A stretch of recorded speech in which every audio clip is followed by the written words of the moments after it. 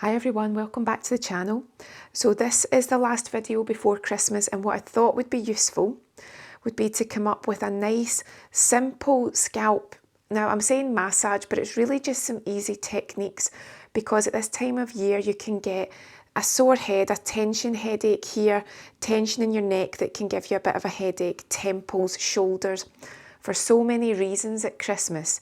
Now around about this time the stress can be on because you might be going to a lot of parties and you might be overindulging. Maybe you've had a little bit too much to drink, you might be burning the candle, not getting enough sleep. So obviously if you've got a hangover, you won't want anyone to touch your head until you feel a bit better. But if you are over the worst of it, bearing in mind I do drink, but I'm not a heavy drinker, so I normally have 2 drinks and I'm done. That's me, I'm just ready for my bed. So I'm lucky that I don't get hangovers. But I know that if you're Scottish, all you need to say is iron brew, and a lot of people swear by that. So if you don't know what iron brew is, then you'll soon find out. Someone Scottish, even if it's me, will tell you that is the cure-all in Scotland. But I know a lot of people will have hangovers, they'll have the tension headaches because they've been, as I say, burning the candle, not getting enough sleep. There'll be people that are stressed because it's a very intense time of year. Maybe you've been working a lot harder. When we've done pop-ups, we've had to work 7 days a week, long days, shop hours are long. And then when you go home, you've got to then transfer your time into getting other things done. In between that, I would also have to do my clients too. So you were really exhausted, so you'd get headaches through that. Also, for some people, it's just a stressful time of year, not even for good reasons. Some people just find it stressful because it's just not a fun time of year for them.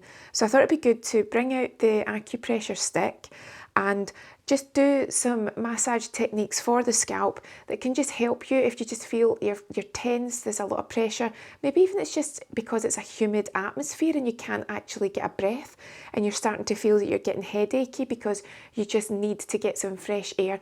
Bring those shoulders down and just really help yourself. So I've got my lucky model here today.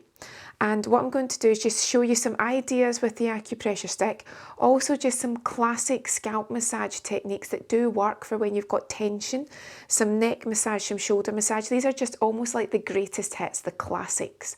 So I hope you enjoy this. If not for using the techniques on yourself, then just for a nice, relaxing, possibly ASMR style video that you'll just find useful. So what we'll do is we'll start with just some deep breathing. So if you do have any tension, a headache, a tension headache, a tightness, then if you're working on your own, then just think about your breath. So start with some deep breathing in through your nose and out through your mouth, and just think about the quality of your breathing. And by that what I mean is, if you're shallow breathing, you're not helping yourself. And we're all guilty of shallow breathing, we all do it. So just think about taking a deep breath in through your nose, holding it for a second or 2 if you can, and then controlling as you breathe it out through your mouth.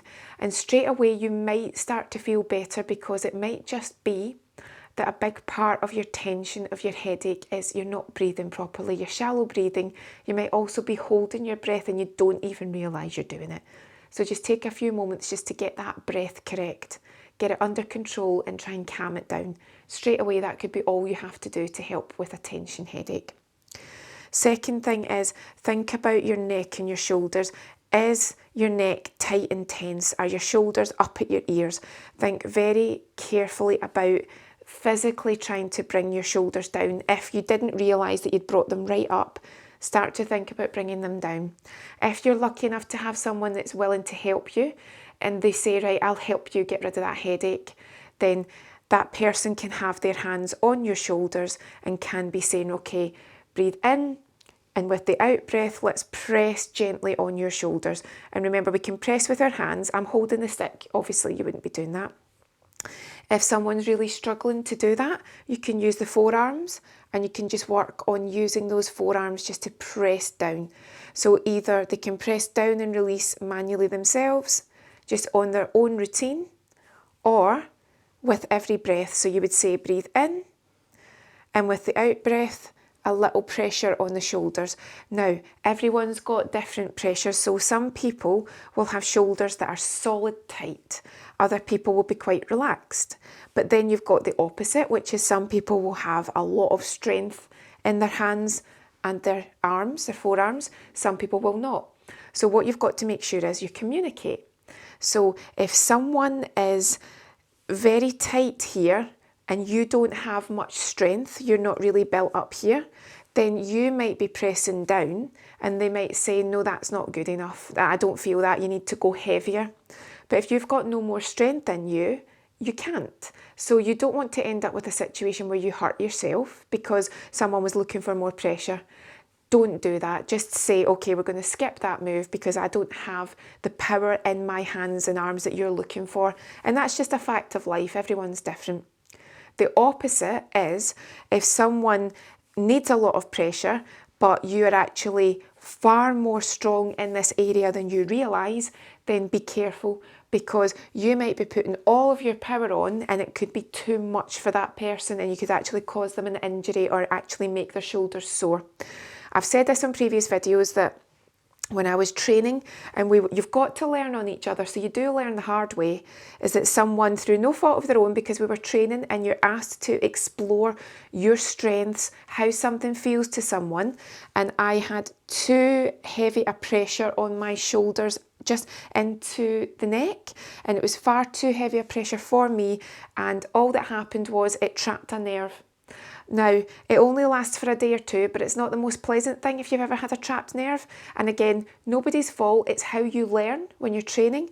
But if you're far too heavy-handed, got far too much strength for that person, then you could cause them an injury, a pull, trap a nerve. So you've got to communicate, you've got to say to someone, how's that pressure? And they can say, that's great, or too little please, or a little bit more.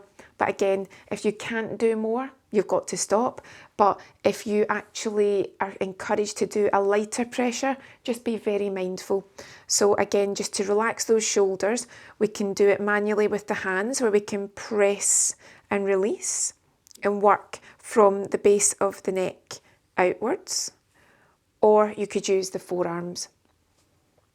But it's very rare that someone will have very loose shoulders. Most people have tightness there.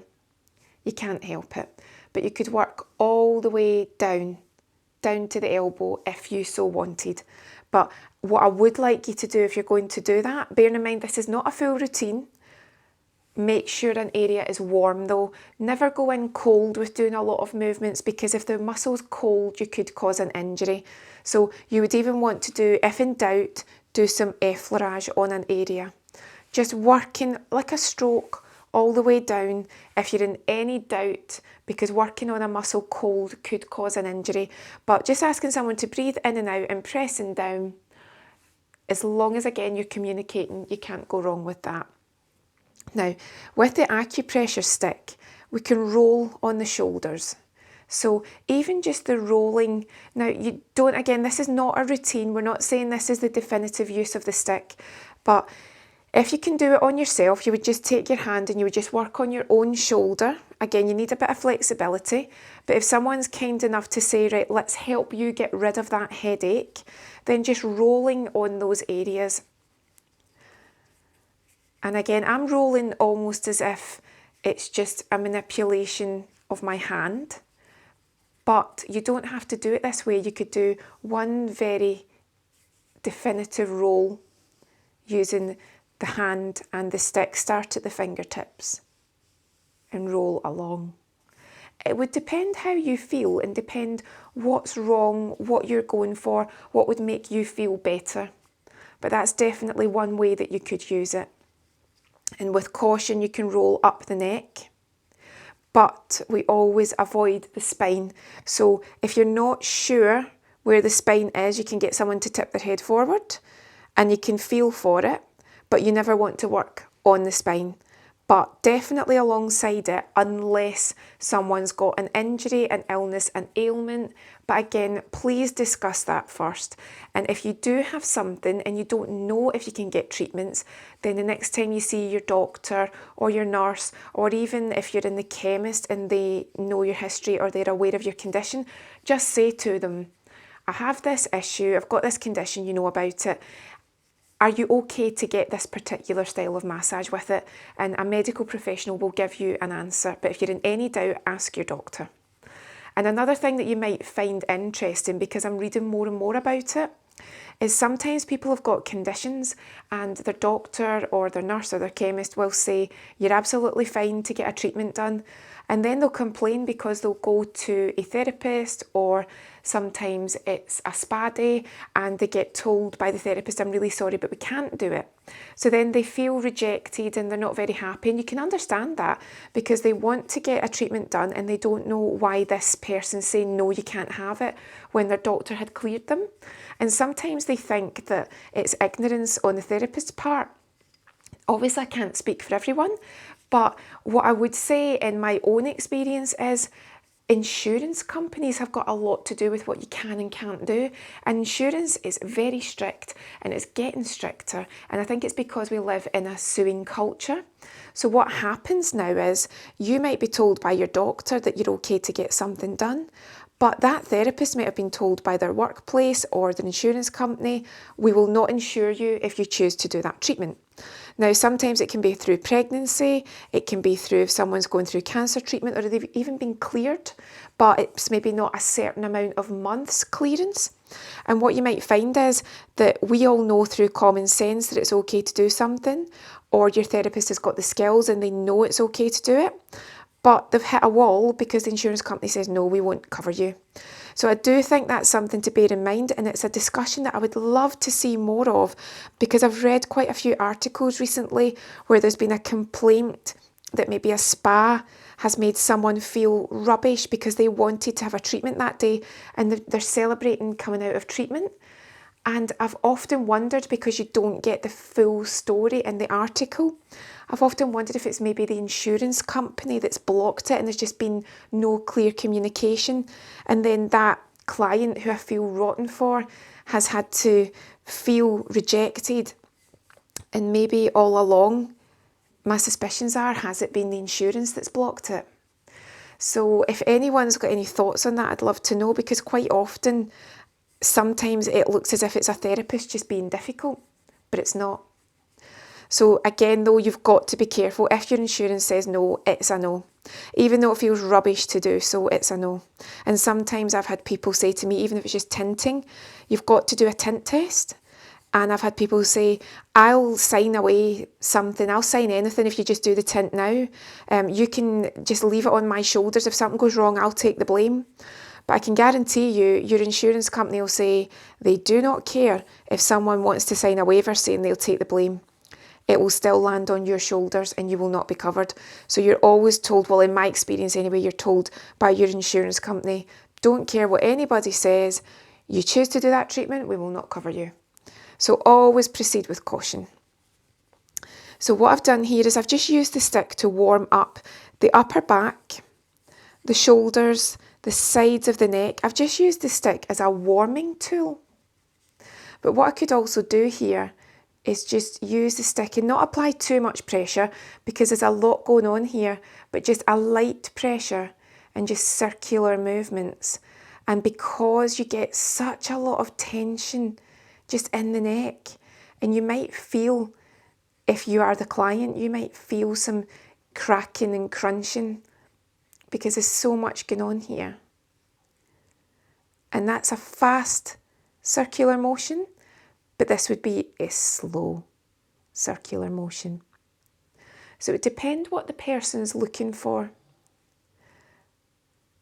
But if you have got a tension headache or a tight, achy neck, there's very few people that won't say they didn't enjoy this, because this particular technique does feel good. And if you've got issues with dexterity and you want to do a massage on someone, but you find doing thumb circles and finger circles quite painful, the acupressure stick would be ideal for that. And I hope that it picks up on camera. We've got some erythema here straight away. It didn't take long to do it. And erythema is good because it means that we're getting a result here.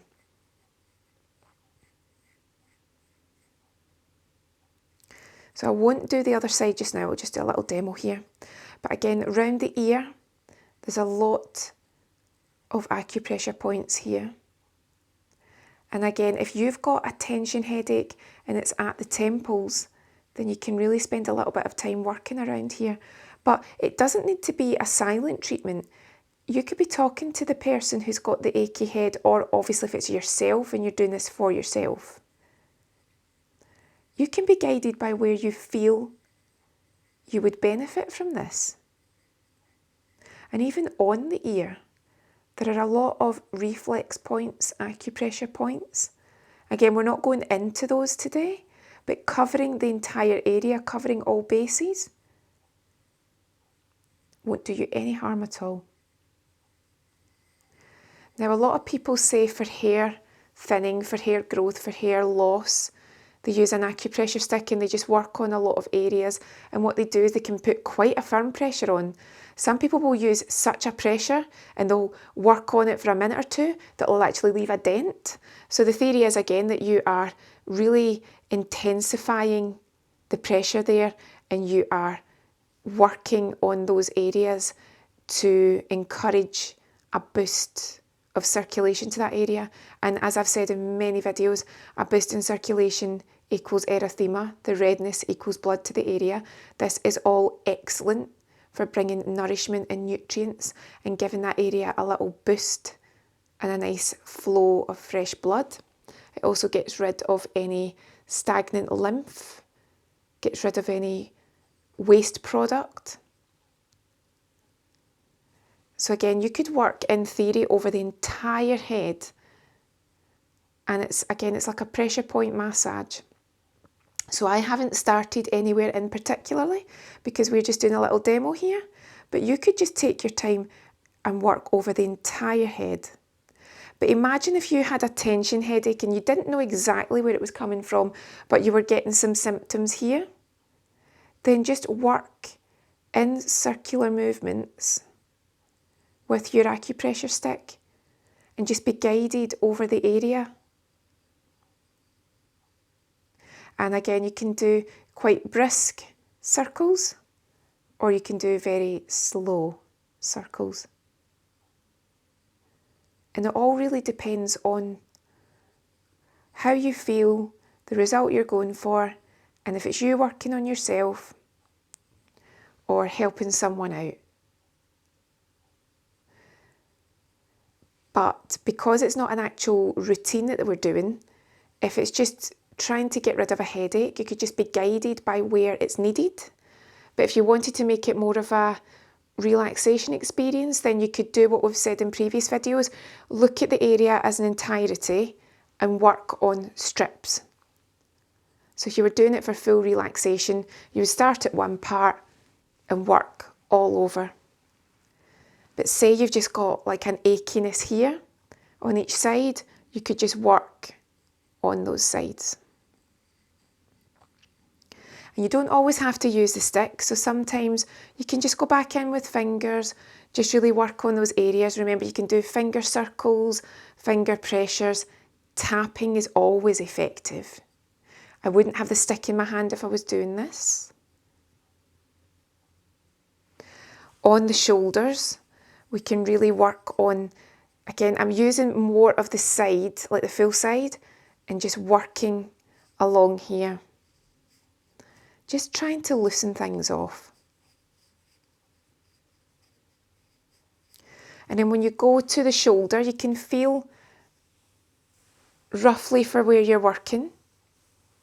You've got a joint here, and you can either work in circles around the joint as many times as you feel necessary. Or you could make it more of a roll around the joint. If you want to get some heat in, you could be really brisk. And then you could maybe do some pinpoint work where you're asking if they feel that they've got any knots, any tightness, and you've got this entire area here, and you could work on it just feeling for knots. And this could take as long as you wanted it to. You could be working one hand with a stick and thumb, feeling for little knots and nodules. Or you could just support And you could just do little circles with the stick to give an all over loosening, just out and loosening effect, a simple basic loosening effect. But again, you're waiting for this area here, you're making sure that you don't go over the spine.